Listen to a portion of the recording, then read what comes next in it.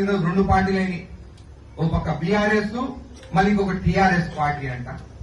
TRS అయినా తెలంగాణ రాక్షస పార్టీనా? రక్షణ సేన.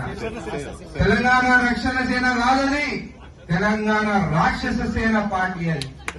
వాళ్ళు ముందుకు ఉన్నప్పుడు నేను ఒకటే అడుగుతున్నాను తెలంగాణ ప్రజలు కానీ జడ్జం చేసుకున్న ప్రజలకి, ఈ కొత్త పార్టీ దేనికి? మీ నాయన 10 ఏళ్లు సీఎం గా ఉన్నప్పుడు 10 ఏళ్లు దోచుకుంటుంది కదా, మళ్ళీ ఆ రోజు ఎందుకు కొట్లాడలేదు? ఆ రోజు కాళేశ్వరంలో దోచుకుంటారని చెప్పి ఎందుకు మాట్లాడలేదు? ఒకసారి మీ నాయనకి పదవి పోయిన తర్వాత మళ్ళీ అది అవసరం లేదు, నావేమి సాగుతలేవు, ఇంకొక పార్టీ పెట్టుకుంటే ఫ్యాక్టరీల దగ్గర గాని ఎక్కడైనా గాని పార్టీ పేరు పెట్టుకుని దోచుకోవాలని చెప్పి ఈ తెలంగాణ రాక్షస సేన పార్టీ పెట్టినవా?